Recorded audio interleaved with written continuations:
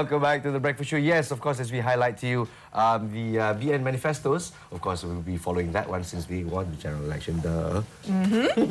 And right now on The Breakfast Show set, I feel a little emasculated. A little bit the minority. Yes, you are. Yeah, you're the only male here so far on set. Now, we are going to be talking to Lau Nga Yin, who is a director, producer, and theatre activist. You know her to be a very influential woman. As well, she's also a mother.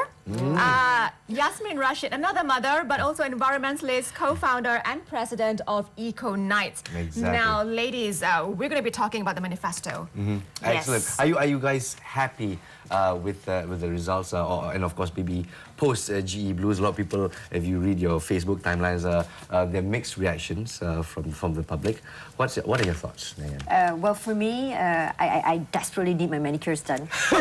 Oh no! Look at you! It's full, totally full. So anyway, to be serious, to be a bit more serious, I think that the women participation in terms of the candidates is not enough. We're only at 10%, and even if all were to be elected, anyway, we don't reach the 30% that we wanted, that we are aiming for. So that's a pity. Exactly, that's the target, 30%, right? Women representation in Parliament. Yeah. So this particular one, the 30th general election, has been a drop since, of course, the 2008 one. Your thoughts, Yasmin? I think maybe at some point the platforms, although they are there, but I think we need to look beyond just preparing platforms for women to take up this bigger role. You know, 30% is actually quite a lot, quite a big number. Exactly. So I'm a bit worried about like what there should be like real comments. measures being put in. For example, if we know that we're aiming for 30%, so you know you have to, what are you going to do about it? What are your next steps? For instance, maybe now that the election is over, they have to start, you know, eyeing or spotting talent, and then groom them so that in 5 years' time we have a minimum of 40%. You know, of all candidates are women. So to hit the 30% target or have a chance of hitting the 30% target. So plan your work your plan, yeah? That's absolutely. So apart from national decision making, also looking at boardrooms here, you know, do you find how can we actually incorporate or include more women in boardroom decision making? men have to change. What? No, I do agree. I do agree. Is this so simple? I cannot be. I think in supporting women's role. Yes. No, I mean, I get a lot. At this point, being in this industry for so long, people still judge you on your face value. Really? And I get that all the time. My goodness. Either people say I don't look like what I do, or I mean, what am I supposed to look So like? you're so pretty. Are you sure you're environmentalist? Or like, are you really that age? You know, that kind of thing. So Are you sure men say this to you? Seriously? Yeah? I don't think they say it, but I think sometimes Men and women. it runs subconsciously. Yes. Right? So do you feel that what's happening in Parliament, is it an accurate representation across the board, across industries? Is the same thing happening? Are women being denied opportunity, or simply there's no talent spotting? I think there's just not enough measures being put in to encourage more women to take on stronger roles, whether it is politically or whether it is at the management level of a company, for example. So we all know that women make different decisions throughout their entire lifespan, you know, their lifetime. So we finish university, we're more than what, 60% of college and university number of students, and then we come out, we're all very eager, we're all working, and then we get into that romantic thing, and we got married, and then we have children, and we say, hey, you know, we have to make decisions, we have to make choices, which a lot of men are not pushed to make. So women are, you know, made to feel like, okay, is it family or is it work? Is it family or is it work? All the time. So that we decide that, okay, let's make a decision, a conscious one, to maybe play it balanced. So when you play it balanced, chances are people will look at you different. People will say, oh, woman, must balance work life, must balance between children. Suddenly, emergency leave all. They don't blame you, but it's, you know, it's like unspoken in the air. It's part of the decision-making process. It's very unfortunate. It's very interesting because you brought that up, because I read about a book on a very strong woman, and she said that why men aren't asked that question. How do you balance family, children, and your work? You never ask the man. You will never ask the man. You never thought of asking a man. So let's talk about gender roles. Could this play a role in what's happening in the particular landscape, Yasmin? What do you mean? When women play roles, in the sense that women are expected to be the one taking care of the household, and men are the ones who are expected to go out there, you know, bring back the bread. I think that's all subjective. I mean, at the end of the day, it's how a woman embodies her roles on a daily basis. I mean, we cannot negate the fact that there is the traditional roles that, for centuries, women are just expected to take these kind of traditional roles. But and then we're progressive now. So I think it's a very delicate situation. At the end of the day, I think more women wing it. Wing it, huh? Do it. And balance it at the end. So basically, it really is, let's go out there, let's just do it. No, I stand by what Yasmin's saying. Yeah? I think winging it is not a bad thing.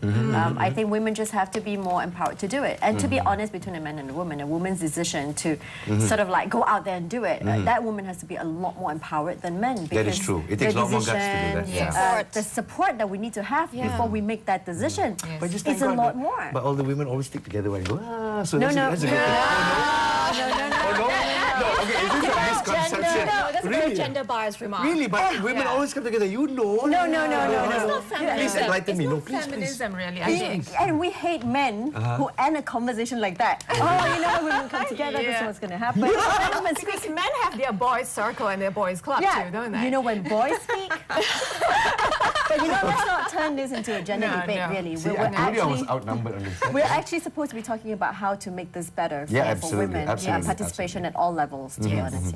Now, can I also bring your focus to the fact that, you know, a lot of 60% of women are in the colleges and universities, but once they get out to work, there is a lower number in the workforce. So, and that comes back to, you know, having babies and having children, giving up their role, you know, to earn money and to also to be independent.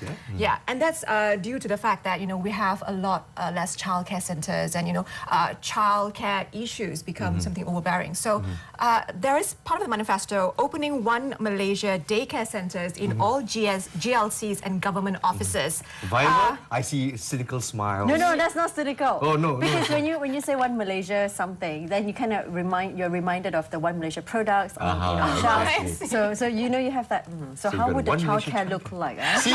Visually inclined. That's okay. No worries. But that's just me. So talking about that, what's your comments on that? I think it's not just the childcare that we need. There are a lot more stuff that we actually do need. The support system that is built in is not just a childcare. You can have a childcare, but let's say, for example, if you don't have enough people running it, or licenses that are not given to the right people running it, or the safety precaution, the measures, or whatever that's inside the childcare is not to its optimal level, women who will feel a bit more, you know, that much more not inclined to think that, oh, is it safe for my kids? Exactly. Safety Am I going to have to run over every 15 minutes, etc. But anyway, I think we shouldn't be discouraged. A lot of times when you put in new measures like this, it needs like a good amount of time before something, you know, grows. So you need to first do the first step, and then we follow up. Well, if we talk about daycare, then we'll move on towards education, which is perfectly a natural progression. So many policies on the manifesto that, of course, we've discussed, especially pertaining to women. Some of them will be picked out over here. Actually, this one is pretty important as well. Single session schools. You know, as a mother, both of you are mothers, you have 4 children. I don't know how she does it. What does single session school mean for mothers and families out there?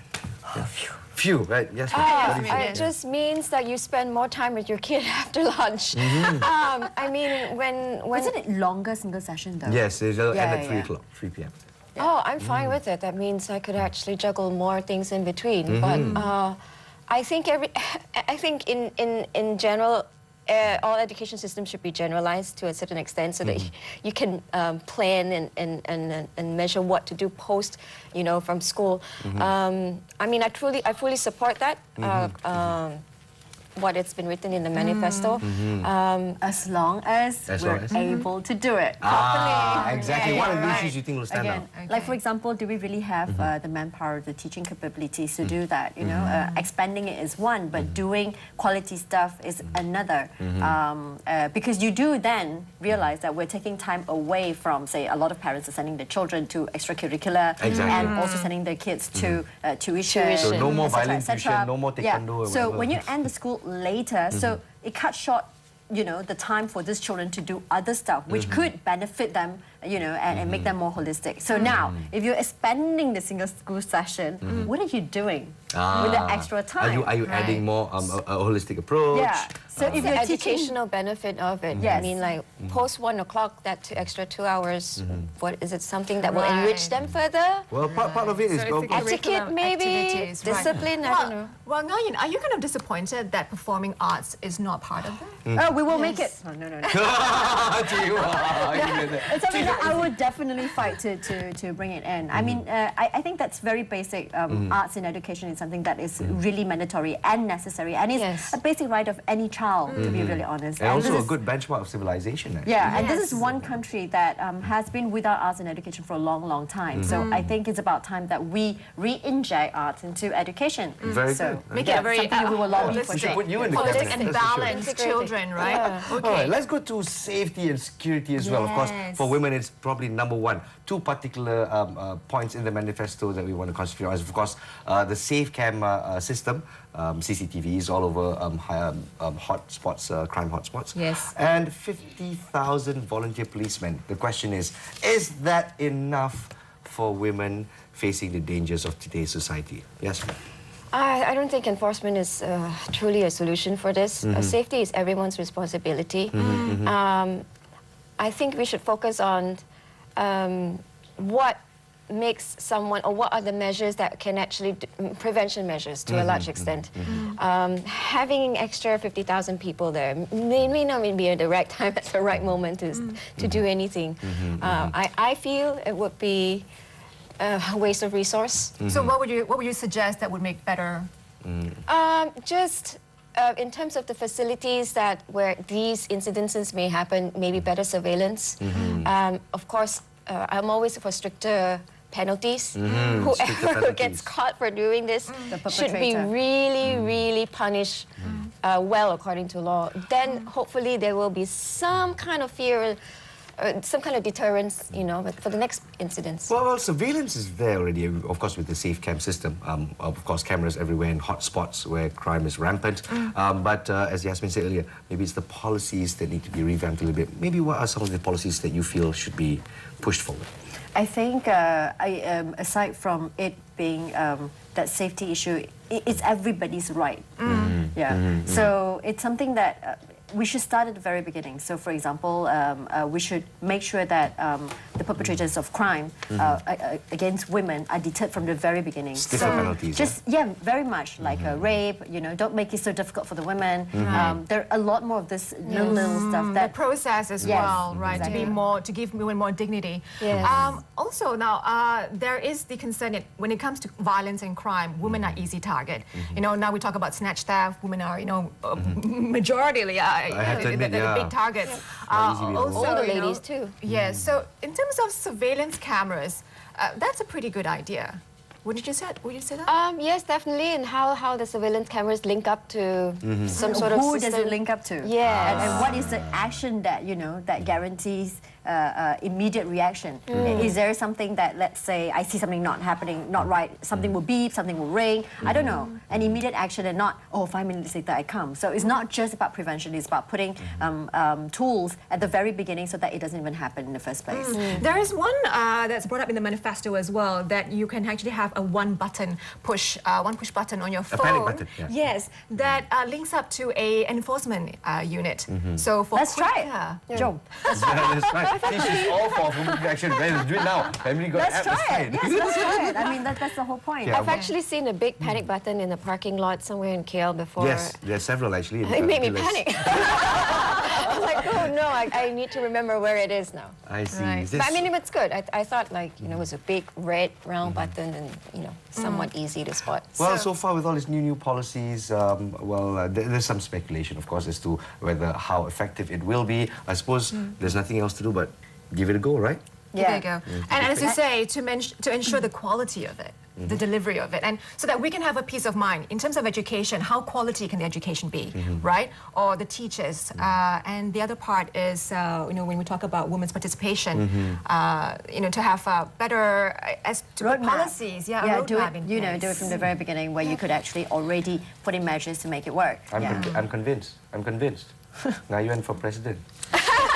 You know, that was my dream when I was little. Yeah, I know. That's why I'm sort of repeating a little bit. This woman are really aspirations, man. And of course, to our Equinites, thank you so very much for making some time for us. Thank you so much, Yasmin. Thank Great you. insights as well, Nguyen. And hopefully, of course, our viewers came away with something. And I think all this will not be possible if we don't come together as a nation, men and women at the same time. Of course, if you love and respect your mother, why not other women as well? And your sisters and children and whatever. So I think it's about time to have a little bit of a paradigm shift as well as to how they think, how they view women as well. Yes. So it's up to us, yeah. Yes. Right. Now, these ladies will not be going away because they'll be joining us later to talk about women and, you know, having children. My journey into motherhood. How about?